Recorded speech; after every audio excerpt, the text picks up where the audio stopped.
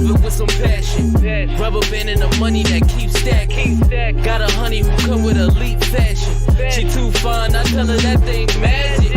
You ain't a hustler, you broke, well that seems tragic. Gotta catch in the field like deep passes. I tell her plug if it's sticky, then please bag it. I need the best cause I grew up beneath madness. Need a Matt Burgundy Mercy. Jewelry so heavy it might hurt me. Smoking extra kill, that extra seal. Whoa. Buffalo money need extra bills till I'm eating so much I got a breakfast deal. Yo, what is good? The Chop Up fam. It's Tuesday night and can't wait to get it on with y'all, man. It's your boy Sterls for the girls and my guy, All Bro Poe. What's good with it? What up, boys? What up? Hey, you good? You good? Yeah, I'm good. You know, it was a long weekend, but I'm good. It was. Well, I don't know what you did this weekend, but it was a weird weekend, and we're gonna get into why it was weird. Okay, because you know, I don't know if I need to be talked off the ledge or if I'm like disgruntled, but I know you're gonna come up in here with some BS. Meaning you're not going to agree with me. So, because that's typically how it goes. I'm going to come in with some logic. Oh, here we go. Here we go. You tend to disagree with logic on this show for some reason. And I just don't know what you know what I mean? I can't do nothing. Oh, man. Oh, what's up? What's up, B? This is my girl B in the house.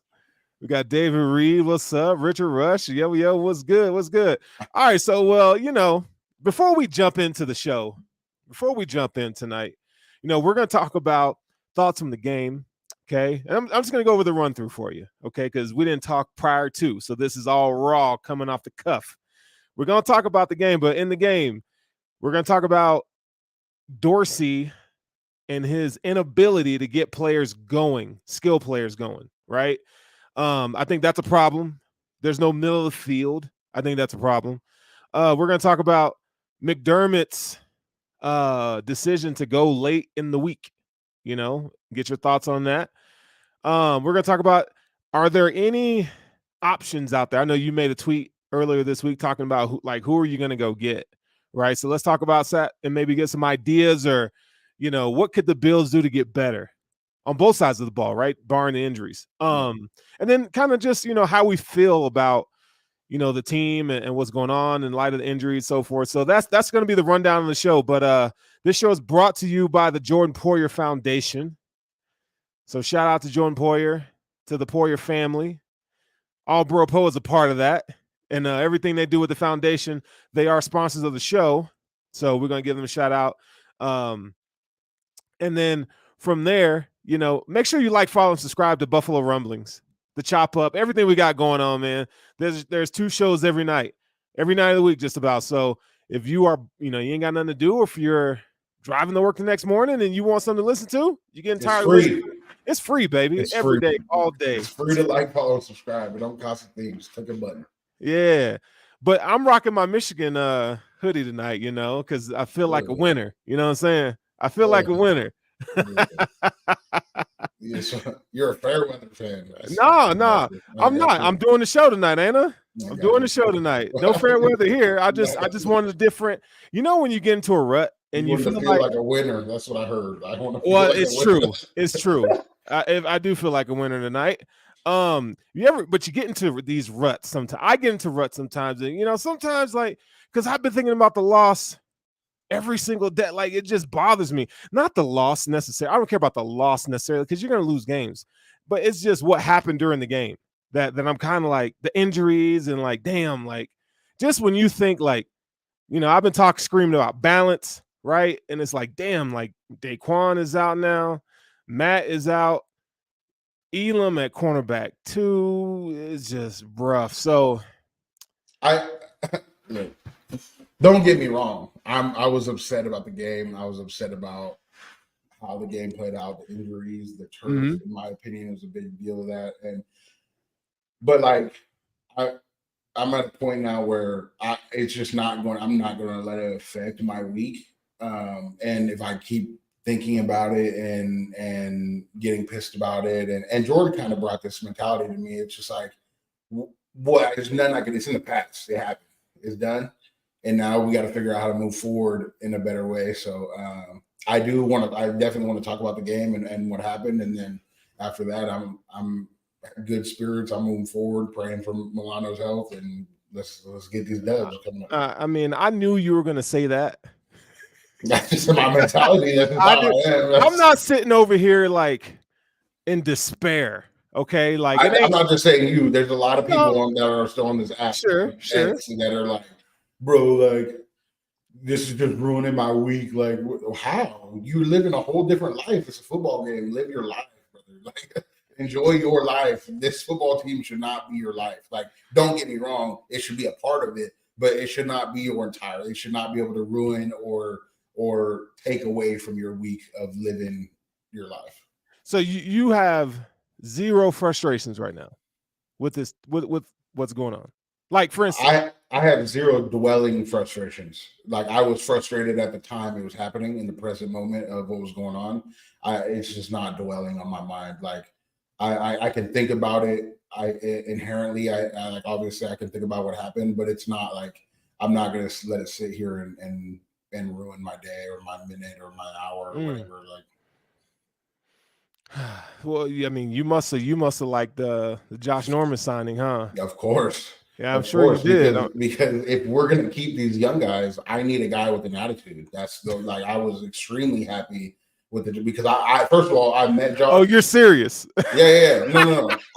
Because I met Josh. As far as playing, okay, go ahead. As far as playing, that's not like a big pickup. He's not going to play, if at all, much. Okay. What he can do for the guys that are in this locker room right now, and that's where me and a couple people differ. Like Spencer thinks differently. He wants to pick up guys that are going to play and impact. And don't get me wrong, if we did, I would be happy too. But I think Josh can bring a lot to the locker room, especially that cornerback locker room that's hurting right now. So I think he has a veteran presence, a mentality that I would really like him to transfer to Kaiir Elam, a very dog-centric, angry, pissed off when he's playing mentality, which he doesn't have right now, which is the reason, in my opinion, that he's playing the way he's playing and struggling the way he's struggling. So I do think I like the Josh Norman pickup, especially because just to the practice squad. I'm gonna be honest, bro. That didn't move the needle for me. Now, if this was Madden, Madden, like you bring a veteran in and he's gonna help the locker room. This is real life. This is real life. Josh Norman ain't gonna do shit in the locker room. Like, you got a bunch, bro. You got a bunch of veterans in there. So you mean to tell me that Josh Norman what is he gonna do? A bunch of veterans that are also hurting because of these injuries. They're also in like a mind space of like, damn, that sucks. If you bring in, like, don't get me wrong, like, it's not going to move the needle on the field as far as playing. It's going to move the needle in the locker room, a new energy. I've met Josh, and I know how Jordan speaks to Josh and Micah. I'm sure he's a great dude. It's not just being it's being present in the moment, giving a certain personality to you that you may not have had in the past. Like, that DB room is very young. Mm-hmm. Not even just take away the safeties. Like, you can't just rely on your safeties to get these quarterbacks going at all times. And those are the only veterans in there. Like, Dane is a veteran, but he's 26. Yeah, he's a young guy. That's the oldest guy on that. Like, they have Benford, who's probably the best cornerback. He's 24 or whatever. And then Kaiir Elam, who's struggling, who's 22. And they have nobody in there. Their veteran presence is gone from Trey. And that was the guy that was like, he's supposed to be able to get these guys going at all times, whether they're struggling or not, just flipping a switch to, all right, I made a bad play, let's go on to this next play. Like, that's how you have to be. And Josh Norman was the perfect example of somebody that did not give a damn about his last play. He could have messed up on his last play. He still has the confidence, and I need Elam to start showing that, especially now that we don't have any other cornerbacks. So you think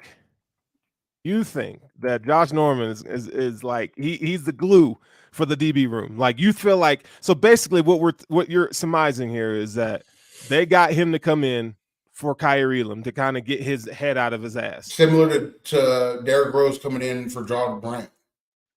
Similar to that, in my opinion. That's the purpose of this signing, is because you can't go out and get a top tier corner. And if you can, great, awesome. But right, I know that. But if you can't, then something needs to happen to where something's wrong with Kaiir's mental and that's the reason he's strong. He has all the abilities in the world. He's 6'1", 2. He's long, he's strong, he's fast, and something is not right, in my opinion, in the way that he's playing or his mind. And so, similar to Derrick Rose coming in for John Morant, I think that was the purpose of the signing for Josh Norman. So my question will be that why did it take this long? Like, you knew like if you're the coach, right? You see Kyrie Elam prepare inside and out, like in training camp and so forth. Like, why is it taking this long to get him help? You know what I'm saying? Like, why didn't they do this earlier? So his rookie year, in my opinion, they were, he could grow on his own. Sure. He's going to play, grow, whatever. And then training camp comes, he's still struggling in that aspect. But you have Trey, and you have Benford, and you have Dame. And those are going to be the guys. And Kyrie might get traded. He's going to be inactive. So, like, there's no reason to, at that moment, once Trey goes down and you figure out that you don't have another guy that you could bring up, like Jamarcus, I love Jamarcus Ingram, but that's just not going to be the guy, in my opinion, moving forward. So, like, you got to get Kyrie going now. And, like, do I think that Josh Norman can make an impact? I do, but I don't know how long it's going to take. I don't know if Kyrie's going to be able to play moving forward. I just hope that he can make an impact. They have to do something. You know what I mean? I mean, you would hope that, like, maybe he can impart some wisdom, or, like you mentioned, that mentality. It just I could take Norman's mentality and put it when he was younger and put it and Elam. It's all pro corner. Guys, right. And these guys can be great. They're 6'2", 6'3". Like, these guys can be a great cornerback duo between Benford and Elam. And they got to get something out of Elam that he just doesn't have right now. And I just think that this Josh Norman signing can do it, since there's no other answers in trading or for agency right now that I can see. Yeah, I would love to be the fly on the wall in the rooms where, Sean and Brandon are sitting there talking about Kyrie, and what are they saying? Like, they're thinking, okay, like, we just got to go in here and we got to go get, Josh Norman to kind of resurrect this man.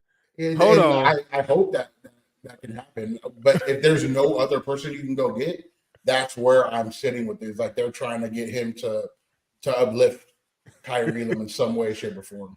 Spence, what's good, dog? You down there looking like just smooth and silky, bro. You got the soul glow going on. Cleaned up here. That boy looking smooth. Yes. I mean, somebody has to look good if the Bills won't. You know what I mean? Somebody has to do it. I wore a winner tonight coming in here, so there's that. How you doing, bro? I just wanted to. I'm good. I just wanted to pop in because I heard y'all talking about Josh Norman, and I just wanted to say he's absolute cheeks. There's no reason why this dude should be on this team. I don't know. He wasn't good in 2020. He wasn't good last year on the Panthers. He's not going to be good this year. I don't care about what I know what our pro Bo or our bro Poe was talking about just then. He want to be a mentor to Elam and all that, bro. It's mentors everywhere, man. Go call somebody good. Go call. There's people that you can call that's good. We got guys that retired from the Bills we got guys that retired from the Bills that we could call over Josh Norman. Don't act like you're going to really sit on here and cap on this show like Josh Norman is good, man. I didn't say that. I didn't say that at all. Me and you differ on what can impact the locker room, and that's fine. Like, that's just an argument that we are not going to be able to, like, we differ on, like, you want guys that can play. I see that. And you want to bring in a bunch of guys that can play and change the attitude by playing and being good. And I think you can change the attitude of what we have here by bringing in outside guys. So, like, we just differ on that opinion. And it was the same thing with Isaiah McKenzie and his presence, and you didn't like that, which is fine. Like, it's not wrong to think one way or the other. But those are two different conversations. I'm not talking about a locker room presence. Isaiah McKenzie, locker room presence, I have no beef with that conversation. My problem was that he didn't do anything when he was active. He wasted a roster spot on game day. Is that we're talking about this signing? No, my problem with Josh Norman, he's on the practice squad, so he's not even going to be active right now. My problem is that he's wasting a roster spot on the practice squad for somebody who actually if it comes to me, when I look at practice squad and I look at all that stuff, if you got guys that you are working with throughout the year, so if somebody gets injured, then you have somebody that you can immediately call up, unless there's a better option out in free agency. Right now, Trey White went down for the year. We know we got to trade or do something with Elam. I like Elam. I just don't think it's going to work in Buffalo. I like Elam, so I'm not dissing him here. I'm going based off of what they're doing. That signing to me means they're keeping Elam and they're going to work him into playing. And so, and me, whether I agree with that or not, because I may not, it's a you know bad what I mean? choice. Like, I may not agree with that choice. But like, if there's nothing out there for them to go get that they can afford, then I think them bringing in Josh Norman is going to be a big bump for Elam as far as mental. So like that, it's where we differ on like the, you know what I mean? Like it's I don't think Josh will play. I don't think Josh will play. I don't think we have Jamarcus Ingram will get playing time before Josh Norman, but like I do think that signing means they're going to just trust Elam that he's going to grow throughout the season. That's what I think. So hire Josh Norman as a cornerbacks coach or an assistant cornerbacks coach. Give him a job, but don't sign him as a player. Like, don't sign him to the practice squad as a player. He's not good. His best days are far behind him. He was good in Carolina. I loved, not this last year. He was good early in his career in that system that McDermott ran. Loved him. I'm not hating on Josh Norman overall in his career. He had a great career. Him signing to the roster, whether it's practice squad or active roster, is wasting a spot for somebody you could be developing. And I don't want to hear the stuff about what the Bills can and can't afford. We can afford it, but some stuff they don't want to do. Like right now, last year, I was complaining all year. Sterling can tell you about Calvin Ridley being traded to the Jacksonville Jaguars for a number 2, for a second-round pick. The Buffalo Bills could have done that. We could have afforded that, but they don't want to trade second and third and first round picks for stuff unless it's like a Stephon Diggs type. You can do that on defense too. There's there's cornerbacks on rookie deals that you can go and get, but it's going to cost you some picks. Let me ask you so like if they're using assets to go get a middle linebacker now or an outside linebacker, and they didn't want to use those assets on the cornerback, so they picked up Josh Norman to move Kyer along, and then went out and got a linebacker now, would that appease your mind as far as like they didn't want to give up assets on a cornerback and the linebacker? Yeah, so they went with the linebacker way. So if they go get a linebacker, you'll be good with that move. I'm saying in general, we have to make improvements in certain spaces. Right. With Matt Milano going out, with Trey White going out, I think we're good on the line. I think Poona Ford. I think Bills fans need to relax about the defensive line. I think we're going to be fine there. Got him, right? That's why they went got him. Absolutely. Yeah. Absolutely, we're fine there. I just think when you lose Matt Milano, Trey White, and then you have now, I was the one.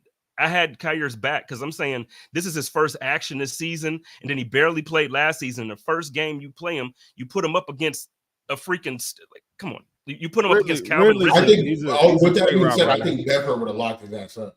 I have a big high ceiling for Benford. I like Benford a lot. I love Benford. No, I but can we be honest? I'm being. You think he would have locked him up? Because Benford, if you watch the game, Kyer's getting yelled at by Jordan and Micah all game. And it's because he's doing a lot, almost every play. And it's not, they don't care if you give up a short or deep route. And it's where he's at and what he's doing. And like Benford sits there, and this is how he'll look at Jordan. No. Oh, here's the call. All right, cool. Yo, that's how Benford plays. He just does what he's told. I'm telling you, bro. After every single play, you can see literally, you see Jordan like. And like Jordan tries to be subtle about Jordan doing the LeBron with J.R. Smith.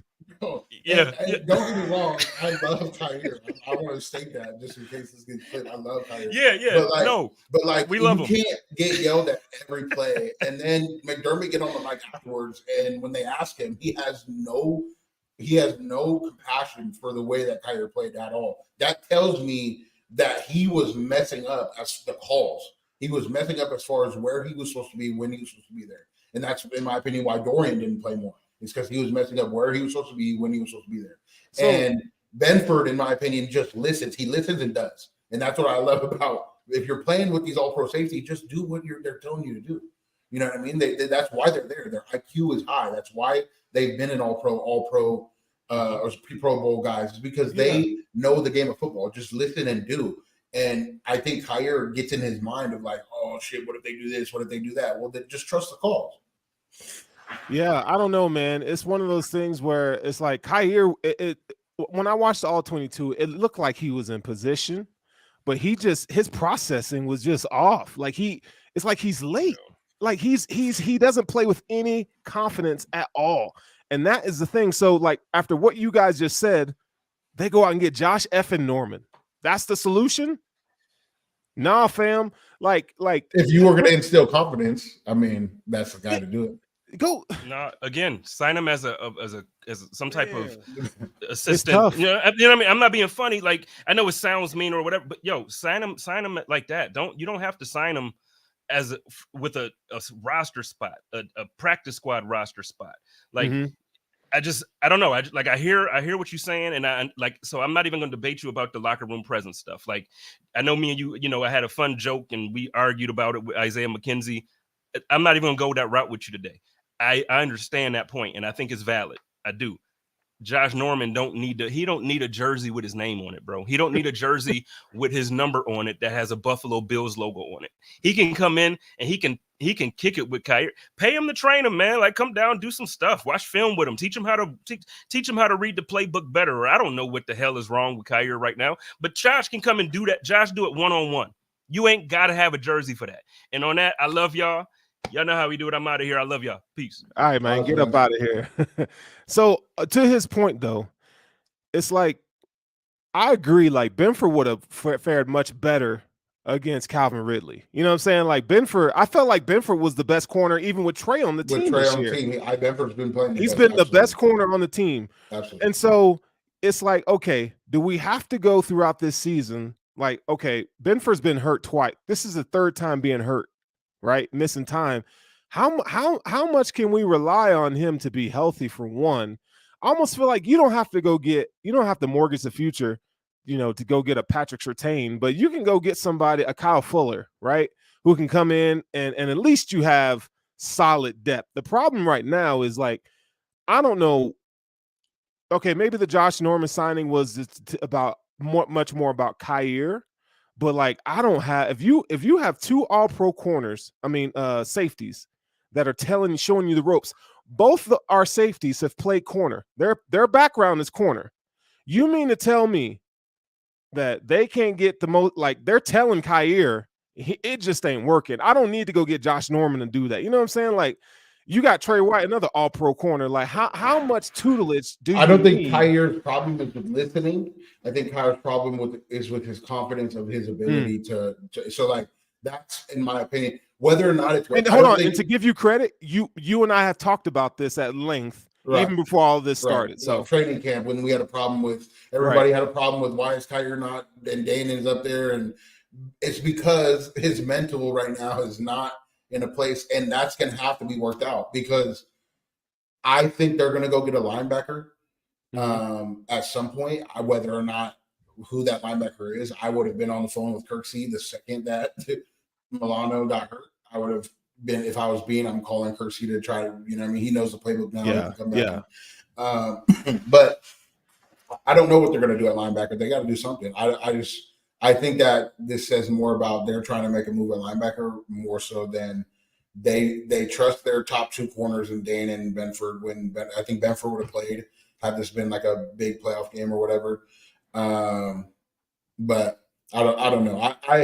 I like the pickup, even though if they had picked him up as an assistant, it would have been better. I don't disagree. Yeah, right. You know what I mean? But like, sure. if that wasn't an option, and they're gonna keep Kyer, they needed someone to come in and teach him how to be an asshole. Yeah, like, that's what he's got to be. You know what I mean? Like, do you feel? I feel a little bit bad for Kyer, man.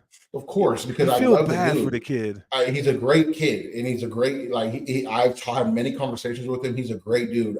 There's just something going on with, like, he just doesn't have that number one corner confidence that you would like him to have, and that's a problem that I don't want to fault you for, because it means you're not a dickhead.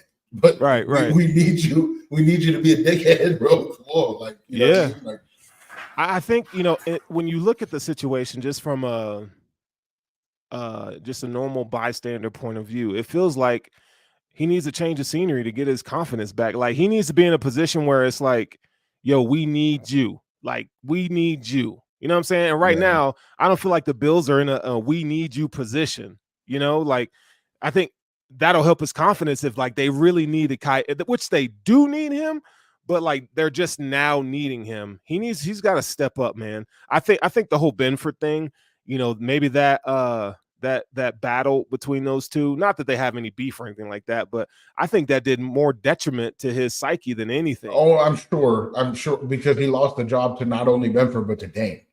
He lost the job to both of them, and it's like, damn, like, am I that bad? Like, that's probably in his mind. And I don't think Dane and Benford are bad. I just think that's where his mind was at. It's like, am I that bad? That's a first round pick, right? And it's like, I think he would fare much better going somewhere else because it's like a quick reset. But it's like you're not having to struggle against anybody if they're going to play him right away. Like that's where I would go. But I think he can grow here. I don't have the answer. I think Josh Norman is an answer that they came up with. I think that's if I okay from that perspective. All right, so let's talk about linebacker. You know, we saw Matt go out with a tibia plateau fracture, is what they're saying it is. And he's probably out for the season. Now, McDermott this week didn't give a timetable on his return, but you put 2 and 2 together, it equals 4. My man's out for the season. So it's only 5 if we make the Super Bowl. Like it's similar to like right, Micah last year. Yeah. So you look at that, man, and first of all, man, you like prayers go out to Milano because he was having another all-pro season. I mean, this dude was incredible. He's a baller. He's a baller. Yeah. And you know, one of my favorites is Dorian Williams coming in. And I thought, you know, when I watched all 22, I thought he played okay.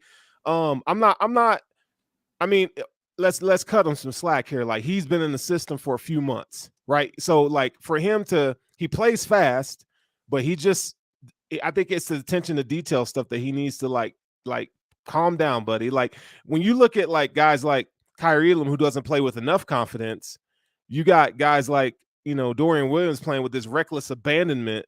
You know, I think that's out of non-confidence though for Dorian. I think he's not very confident in his ability to read an offense when he's sitting there, and so I just think he goes and hopes he's right. And if he's not, like he's preying on the guys behind him to cover him. And like, I think that this defense is very puzzle piece oriented. And so they need the linebackers to be in the right place at the right time. They do. And Dorian is just not. I think you can teach him. I think you can along a year and a half. I don't think you can teach him on the go and expect good linebacker play. Terrell Bernard looked the same way when he came in the Jets game last year. It just takes time in the system, you know. It took Terrell Bernard about a year. Yeah, about a year. It's just going to take time. But you know what, though? That being said, I don't think the Bills need to go out and get linebacker help. You know what? This is what I say. Let them figure it out, man. Because you're the Bills. I don't think Dorian will play if they don't get a good linebacker. I'm pretty sure they're going to play T-Dot at outside linebacker and keep Terrell at middle linebacker. Yeah, that's where I'm at as far as what I think their mind is at. Like, and you might be right with that, but you spent a 3rd round pick on this dude. Like, just put him out there, let him figure it out. You know, you got Bernard can help him, Milano can help him. You know, I just like, man, you don't need to bring nobody else in when you know you got 2 all-pro safeties behind you that can help you. You got Christian Ben. I mean, they got guys around to insulate him to where he can ride the coattails until he can get it together. I'd rather have the athleticism. You can do that with Dorian. It's just not going to look good. Like our run defense is going to be poor. You're going to be expecting these safeties to come down and hit at 7 yards and then trying to cramp the box. I don't want that. But that's what it's going to be for the next until he gets going. And I don't know how long that'll take. That could be never this year. So who are you going to get? What linebacker are you going to get? Sarah says we need linebackers, and I don't agree with that. I think you can just kind of figure it out between Terrell Dotson and Dorian Williams. You're just going to have to figure it out. If you're expecting this defense to win you some games, if you're expecting the offense to go out for 30 plus every night, that is the only way that'll work, because then there's no pressure on your defense as far as when you're trying to figure stuff out. There's no pressure to keep them from doing anything. You're just kind of figuring it out on the go. And if you're successful that weekend, you're successful. If not, then the offense carries you throughout the game. And because the linebacker is such a pivotal role in this defense, and well, every position is such a pivotal role in this defense, like from the D line to linebacker, but because it's a puzzle piece defense, and if you're in the wrong place, you're gonna hurt the entirety of this team or the defense, not the team. Okay, so it's cute that you guys are saying and thinking this, but they ain't done diddly squat at linebacker, and I guarantee you they're not going to bring somebody in at linebacker. I put money on it. I bet money they call Kirksey on the plane. What's Kirksey gonna do? What? Don't act like you weren't the biggest Kirksey stand when he signed here. Kirksey will come back. Kirksey will come back. You make it sound like it's the second coming of Christ. Kirksey ain't doing that either. I'm making it sound like he would play middle very well and allow Bernard. No, he would. He would help, but he would help. But here's my point, though. The cavalry ain't coming, man. Like this regime has showed us, like in season, they're not making no moves, man. Then T-Dot is going to get the nod. I firmly agree. I agree that Terrell Dotson and Dorian Williams, they're going to figure it out between the two of them situationally. I think Dotson's the one that starts. I think maybe in some, Dorian will come in on some pass sets, right? Like when it's 3rd and long, right? Where he can go in coverage. Because we talked about this. Terrell Dotson's a liability in coverage. He is. We haven't really seen Dorian cover well either. He's much better. He's much better. T-Dot has not been great in coverage, but Dorian's been out on rundowns and been blitzing the entire preseason that he's been in. He hasn't really he's the guy that you want to send after the quarterback to run. Like that's. I'm just not a big Dorian guy. I know you aren't. That's my personal opinion. Sure. He may grow. Give me upside any day over. I already know what I got in Terrell Dotson. Give me upside, man. Like I want to see. You think Dorian's upside is bigger than Terrell Dotson's? Absolutely. And because you over here being Stephen A. Smith because you play golf with these dudes. Now you just love them. You play golf with these dudes. I have verbally came on here and absolutely been against T-Dot playing defense. But if it's between T-Dot and Dorian, Smith, I'm picking T-Dot 9 times out of 10 because Dorian is a rookie and I don't like rookies, bro. Why don't you like rookies, dog? The reason is because the rookies take so long to get invested and then they still have mistakes throughout the entirety of the season.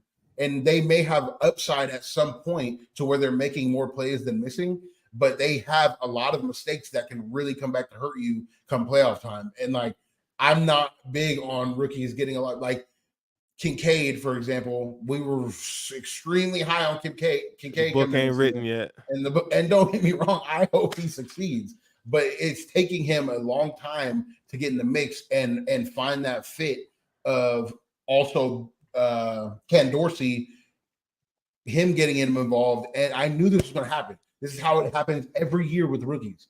And this is why I'm so high on Osiris, because he's been extremely good for a rookie coming into this team. That's the only rookie that I could say in the last years since Trey probably and Josh that I felt could come in and make an impact immediately. So let's talk about the offensive side of the ball. And I'm gonna hold on. You know what we should do? Let's go ahead and do our sponsor real quick, and then after the break, we'll talk about offense. Picasso. Hey, football fans, the season is here, so that means family, football, and food. But for the NFL's best fan base, it can't be just any food. Bills Mafia only eats the best during the season, and the best is Picasso's Pizza. With 4 great locations in Western New York, it's so easy to treat yourself to the most flavorful pizza on game day. Picasso's, we are Buffalo Pizza, shipping local and nationwide. Order online at picassospizza.net. All right, shout out. Oh, go ahead. Before we get shout out to Picasso. Yeah. Before we get going, that is if you could put maybe I could do it. This is the answer to third down and longs. It won't be Dorian. Taylor Rapp will be coming in my opinion, as an extra linebacker and playing third and long, second and longs. And then T-Dot will be playing the rest of the downs if we decide to keep T-Dot. So shout out to Super Promo Videos. I do think that this should be the answer as far as the passing game instead of bringing Dorian in to play that linebacker role in passing roles. Yeah, I'm sure it's a quick fix, but if you're looking at the long-term development of Dorian, I don't think that helps him now. And you know what's funny about people keep talking about Taylor Rapp? That my man's got 0 snaps last game. 0. That's because what's the excuse there? We got all pros, and what do you mean? We got all no. They could have used him as a big dime. They could have used him as soon as Matt went out. They could have started sprinkling him in there in different situations. Why? That is not how. Well, you have to practice that. You don't. You mean to tell me? You mean to tell me that they have no? They have no package with Taylor Rapp in it at linebacker. No, not at linebacker. Right, no, as they're talking about in a time as an alternative. He's talking about Taylor Rapp coming in as the second linebacker on passing downs, which is a big dime where you only have one linebacker. So they throw a screen. Taylor Rapp ain't doing shit. That is not accurate. Jordan has blown up screens year after year. Jordan has. Taylor Rapp has not. Taylor Rapp is just as big, and he's not as good. But he's shown that a lineman gets on. He can't shake off a lineman to make a tackle. I am taking Taylor Rapp's ability to cover over Dorian Williams every single day. I don't think so. What? I don't think so. Nope. Don't. I'm just saying. What are we talking about? You're telling me one of our safeties that was a Super Bowl at linebacker. So you're telling me Taylor Rapp out of position at linebacker. He's been covered. That's what he's done on previous team on the Rams. He was a tight end cover. Like it was a guy that would. He played nickel and situations strong safety, but he did not play linebacker. Covers. I'm not talking about stopping the run on third and long. I'm talking about third and longs. Which one is it? Which one is it tonight? Coverage.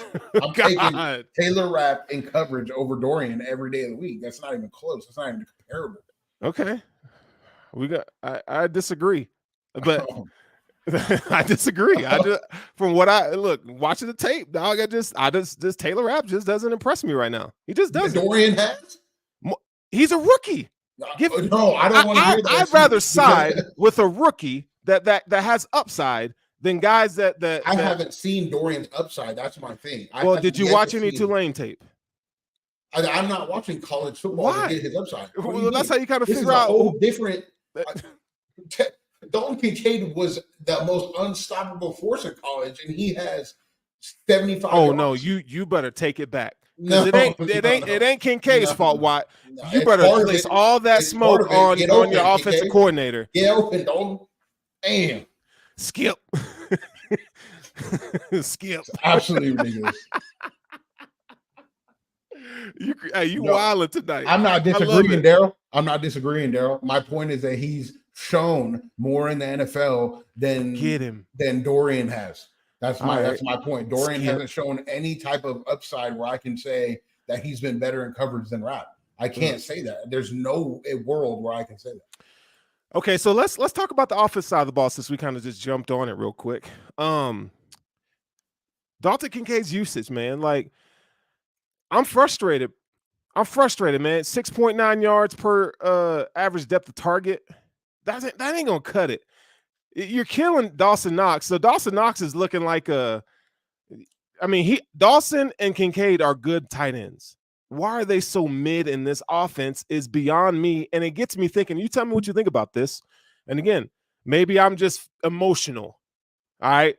But you got two, we preached, they fed us this idea, 12 personnel, which we see 12 personnel. We're going to get these tight ends going. But it's a trend now where I feel like you bring guys in this offense that are non-wide receivers and they don't perform. They're not performing. And it's a problem. It's the offensive coordinator. I'm not saying that the offensive coordinator, Ken Dorsey, is a bad offensive coordinator. I'm starting to feel like he has a problem getting the most out of these guys' skill sets. That's an issue to me. Kincaid should not be looking like this. Go ahead. Or if you want to talk about rookies, a non-rookie, Dawson Knox looks mid. What do you have to say to that? I also think like their numbers you're gonna have to combine. That's what I said at the beginning. Oh God. They're gonna steal each other's reps, especially late in the games when we're down. Like it's gonna be one tight end out there. That's how this offense is gonna move. So if we're in a 2-minute offense, a 4-minute offense, there's gonna be one tight end out there, and they're gonna steal each other's reps. So I don't think Dalton's played bad. I don't think it's bad. It just like he's much better. He's a much better prospect than how they're deploying him in this offense. Like you could look at guys like Laporta for Detroit, and shout out to Daryl. That was our guy pre-draft. Like I would expect Kincaid to have similar production to Sam Laporta, or at least give me some flashes or some glimpses of it. Sam Laporta has Terry McLaurin and no one else getting catches on this last game. Stephon Diggs had like around 10 catches for 140 yards, and Gabe had 6 catches for 100 yards. That's 240 yards between two people. You're asking Josh to throw for 400 5 games. Tell me where they've used Kincaid in a way that you go, okay, I can see a future here in 5 games. He's not a top 2 or even maybe not even a third option on this team. That's what I said at the beginning. They're not going to set up play. They're going to set up a play every now and then. So why did you draft him? And I'm not trying to cut you off, but why did you draft him in the first round? Like, why? Because they were going on based off of talent. That was the first draft pick that they had. So why don't you use it? You see what I'm saying? You're not getting my point. Is that Diggs and Gabe are their top 2 options, so like they're always going to get the majority of the yards. So it's hard to fit 4 other guys that you're going to get the ball to. Cook's going to get catches. Knox, Kincaid. Right. I understand that. Shakir's going to get some catches. I forgot his name off the number 11. Deontay Hardy. Sherfield's going to get some catches. There's just so much. There's not enough ball to spread around to where like, okay, we're going to take this drive and we're specifically going to target Kincaid and get him going on this, because that's just not the way the offense is set up. The offense is set up to get Diggs and Gabe and then spread the ball out between the rest of them. That's why I never thought Kincaid was going to be a 700 guy or a 600 guy. I think he's going to flirt around 500 maybe. Well, at this rate, he's going to be around 300. And I'll be wrong. But you know what? It's like, and I get what you're saying, but the statistics say otherwise. They are not using people in the middle of the field. A lot of Josh's throws are on the outside, and he was brought here to open up the middle of the field, and it's not happening. It also could be a timing issue between Josh and Dalton. Well, they need to figure it out. Josh is catch the ball, look now, and if he's not hitting you now as far as an inside threat, he's scrambling out to the right and he's getting outside the pocket, and that's just not where the tight ends eat. So like Josh is not really getting the ball out quickly, and like if he is, it's like a hitch route to the outside, one of his outside receivers. Do I think that Josh could hit the tight ends more? Sure, but when you're rushing 4 and dropping 7 all game, every team that plays us, then it's like, if they're going to take away the middle of the field, then there's nothing you can do about it. You know what I mean? There's just nothing that you can do about that. That we should. But that is why we get. But don't you think? But don't you think it's a problem? We need to run the ball more out of 12, and then that'll open up. But don't you think that's a problem? What? That like the Bills, that they don't attack the middle of the field. That's going to become a problem toward the end of the season if they don't start address that. I don't know how you can attack the middle of the field if they're rushing 4 and dropping 7, and if they're choosing to take away the middle of the field every time. I don't know how you can just force that. That's my thing with Josh, is he's not forcing anything right now, and so if that is not open, he's not going to throw it. I mean, you could do. There's a flood concept, the levels concept will work in those situations, right? Like, I mean, it's not like, it's impossible. I get what you're saying. Like Josh is taking what the defense is giving him and so forth. So maybe, just Kincaid is just. No, absolutely. There's concepts to work the middle of the field, but there's not concepts to beat something if a defense is purposefully taking that away. If a defense is purposely Right. taking away your under in crossers, your under tight end routes, your under, and they're kind of just playing corners over there with safeties over the top, and their linebackers' only job is to take away the inside of the field. Like, I don't see how you can force that out of them. There hasn't been a team yet that have blitzed us, and that's where Kincaid will be the most dominant, in my opinion, is if we find a team that comes out and blitzes Josh. Sure. Guess what? Then they shouldn't have drafted him. Knowing how teams defend Josh Allen, you had no damn business drafting Dalton Kincaid if this is how you're going to deploy him. You should have pressed in the wide receiver. You know what I'm saying? Like, they trade. Now, look, the run on wide receiver started in the 20s, like 2021 or whatever. Like, you already traded up. You might as well just trade it up and got yourself a wide receiver, because it's like this is what I feel like: square peg, round hole. You know what I'm saying? Like, why would you? I get. Q Morris has shown that he can play in 12 just fine, right? Why did you need to go get Dalton Kincaid if you ain't gonna use him? And I hope that this is something moving forward that they, maybe, like, for instance, in training camp, we heard and read about tight end screens, right? With Kincaid and Knox and so forth. Don't see that. They ran two, and both of them have been Josh thrown to the ground. Yeah, it's just, I don't know, man. To me, it's rough. It's frustrating because it's not like panning out how. And this is the whole point of why I was saying, like, let's not like hype this kid up early on. But it's not him, though. It's not him. Whether it's him or not, like, that's the way the offense works. And we just left ourselves a frustration because we were like, well, we expected this, and the team is not giving us this. She said she could cook. Yeah, she cooked bland ass spaghetti. So shout out to all the girls who can't cook spaghetti. So, like, it's like you. This is what I expected from the beginning. I think that the run game has been fairly good, other than this last game, right, because of the 12 personnel, and I do think that was a big part of going to get him, was so that they can have a receiver threat in a 12 personnel style offense, and the running game can get going, and that'll open up Diggs and Gabe, and that has been the case through 3 outside of this game. I think they played well in the Jets game. Josh just right. I mean? So let's talk about Cook. Let's talk about Cook. Yes, and 12 personnel. I like the usage of 12 personnel and what it does. It opens up the offense. Josh is killing and play action pass out of the 12 personnel. You know what I find interesting, though, is how when they're in 12 and they decide to run with Cook, like, why it's like how they use him on these counters and like delayed draws. You know what I'm saying? Like, why don't they just let him go? For that delayed draw, like, that's a one time a game. I know. Maybe play call, and he called that all the time. Jaguar, I'm like, bro, like, I get that your best run play so far. You're getting the most yards out of that play through the first 4 games. But teams, they know you're doing it. Film. Like, bro, he's wide out. Josh is running over there, and it was the same thing as that. You watched the USC Arizona game. Yes. They went in a bunch and ran that toss 4 times throughout the game. Then we get to the 2-point conversion, and then that's the only play you ran out of Tripp's bunch. And then you ran it again to the other side. Like, bro, I couldn't, bro.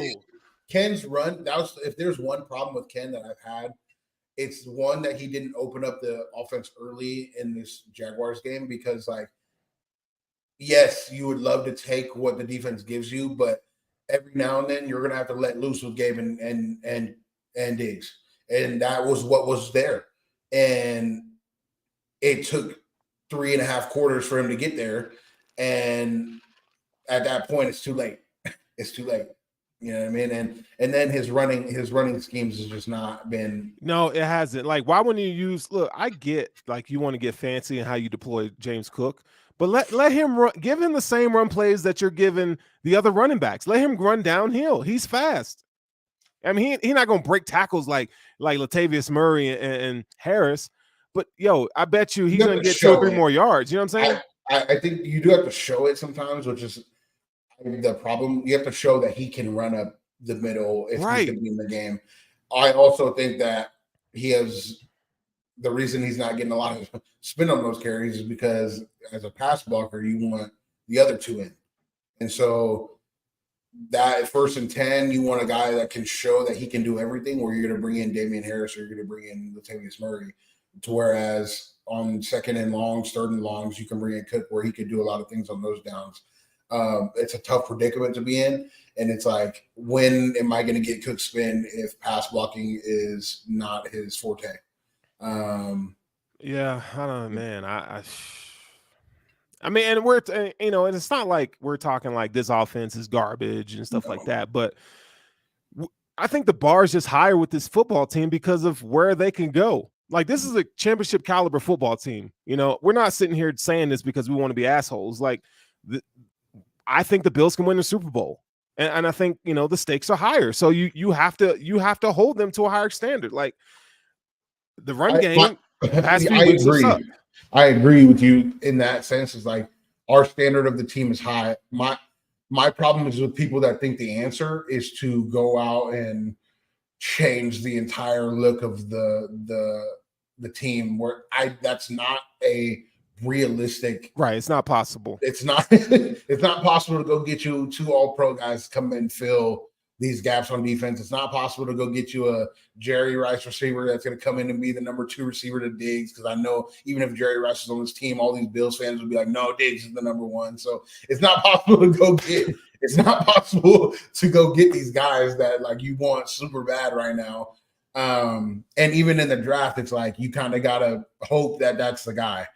You got to take what you have now and kind of like make the best of it. And if you have a chance to make a splash in the trades or free agency, like hopefully Bean will make it, which he hasn't shown to do that. So during the season, I don't think he's going to do it. And that's why, like, part of me is like, I'm frustrated. I mean, not that, it's like this, like if you look at like trade possibilities, right? So I look at teams like if the 49ers and the Dolphins were to make a trade, like same system, you're going to cut, like if you were to go from that team to you're going to come in and you could produce because it's the same thing.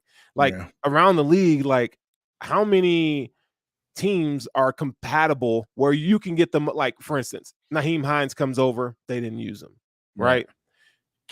Who out there are you going to trade for that you can get them in this offense and they can hit the ground running? I think are you offensively or defensively? Yeah, offensively. Offensively, I'm not sure who you can go get right now. And that's my point. Maybe a running back that was elite, but that train is passed now that Jonathan Taylor's back. So I don't. Defensively, I think you can trade for like Okereke if the Giants are looking to move on from a middle linebacker. They got a cornerback I'd take. I may have said that name incorrectly. Okereke. Okereke. CJ Mosley would be a name, except for he's getting $14 million a year. You know what I mean? So like you'd have to throw probably. And you don't even want to do that. You wouldn't even want to do that right now. Yeah. As far because you don't want the long contract. So it's tough. There's a lot of good linebackers that are on bad teams, but all of them are getting paid. Okerke's getting like 8, I think, or 9, close to that. And so it makes it hard to go out and get some of these guys that you want. That's why, in my opinion, I would have started, because it's very hard to go get a guy like Kirksey who can play and fit him in. And he was a good fit for the team. So like you lost that now. And then 1 week later, your star linebacker gets hurt, and that's just kind of like the luck of the luck of the draw. You know what I mean? So it's hard. It's hard, and I don't envy the position right now that Bean is in. I do think that there's some things that you can go out and do. I just would have to look really deep into it. Find it. Like, be one thing if like Diggs or Davis got hurt, like you would go out and you would just make that splash. First round, probably, and but we're not talking about that situation. Knock on wood. So I just like the. I don't know. Is there any linebackers on any bad teams that you other than Okereke and Mosley? I don't know. I'd call the Minnesota Vikings and see what they got going on. Who's over there? Kendricks? I'll pull it up. Or I'll tell you. I'm gonna pull up the depth chart real quick. Minnesota Vikings. No, Anthony Barr is still a free agent. Anthony Barr is a free agent, right? But like no one's touched him, so it's like okay, like there's been a lot of he's turned down 3 that I've looked at. Oh, is that correct? He turned down the Cowboys. He turned down, and I would assume it's money related, which so like that would be a problem. But I mean, if they got him for a year or maybe if All he right, wants so one here we for a year. go. Jordan Hicks is a name you can take a look at. Brian Asamoah, he's a young guy, so they'll probably keep him. So yeah, Jordan Hicks is probably the one that you want to call them about. What about the Patriots dude could fit? The Samoan dude, Asamili, is it Asamili? I'll look. Going to the Patriots depth chart right now. He's The 6'2", Patriots. 260, just like Bernard. He's kind of similar to Bernard in a way. The way Jelani Tavai. yeah. Yeah. Top. Taimi. Yeah. Okay. Yeah, okay. You guys are Samoan. You know how to pronounce that. I butcher it. But like, there's options, and he's not getting paid that much over there. I don't know if we get something from the Patriots. That would be tough. But I mean, if we give up a mid-round pick for that guy and he comes in and plays well, like I wouldn't be against that. No, I mean, I think that'd be solid. What about EJ Speed, right? Somebody can come here. I don't know that guy. The Colts. EJ Speed, I'd take a look at him, see what they're talking about, want to get rid of him. I mean, there's guys at linebacker that they can go check out. You know, I'm gonna go to the Bears. What's the lowest you would give up, or is it just based on value? I think it's based on value. No one's giving up an all-pro late linebacker, and I wouldn't give a first for that unless they're bad. But I would give a third. I give a third for a guy a good guy, like a third-round pick for a linebacker. I'd do it. Like none of the ones we named, though, right? Like a good. No, yeah, like a good one. Yeah, none of the ones we named. Yeah. I just don't know. I just don't think you're gonna go out there and get one of those marquee guys. You know what I'm saying? Like, I mean, it's happened before. Teams have done it. I keep saying that, and I'm thinking, like, I keep saying, oh, we can't go out and get a marquee guy, but like, our other options teed up. So like, we gotta do something. You know what I mean? Like, I love T. We gotta do something, right? Like, damn, like, there's something that's gonna happen. I keep thinking, like, oh no, they wouldn't do that. But like, well, bro, like, dog. Yeah, that's what I'm saying. Like, that's what I'm saying. Like, who knows? I don't want to see 25 out there. That's why I'm like, yo, just let Dorian figure it out because I don't want to see T-Dot. I don't want to see Dorian out there. And AJ Klein, like, don't. Nobody, Daryl. Nobody wants to see AJ Klein. I've looked at both their linebackers. Like, their linebackers been playing poor. No, I think that's part of their scheme, and they're just trash everywhere. Like they're hot garbage right now. Like, let's look at they're on pace to give up the most points in NFL history right now. I mean, to be fair, they give up 70. So, like, bro, look, dude, their depth chart at linebacker is garbage. Okay, Alex Singleton, nah. Josie Jewell, now I like Josie Jewell, Iowa guy. That's about it. Like, I'll give you a 5th round pick for Josie Jewell right now. They'd probably take it. They probably would. Yeah. But that's it. Or we can just go out and get like that would be the other option, is going out and getting an elite cornerback, and then like maybe not an elite, but like a really good cornerback, and then just bringing our safeties in the box and start playing man more. That would be the only other option outside of bringing in the linebacker. Like, you got to do something. If we're going to keep playing this 4-2 nickel defense, like a lot of pressures on these guys. The linebacker, we got either T-Dot's got to prove me wrong, prove everybody wrong, and come out here and dominate, and maybe he's better at outside linebacker than a linebacker. Who knows? And this is why it's so frustrating. This is why I'm like, yo, God. But like, I do trust it. I will always pick our Bills team because I trust Micah and Jordan, and so for sure, regardless of like what happens, I'll trust that the defense in certain spots will get it done because I trust in them. So it's not the end of the world like some people are making it seem. Like, some people are making it seem like the end of the world. I fully still think this team, without Milano the whole year and without Trey, can win Super Bowl.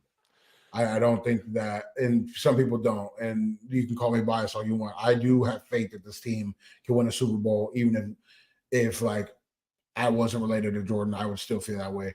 But they either gotta make a move to make a splash, or they gotta get these guys going, like Elam and T-Dot. Yeah.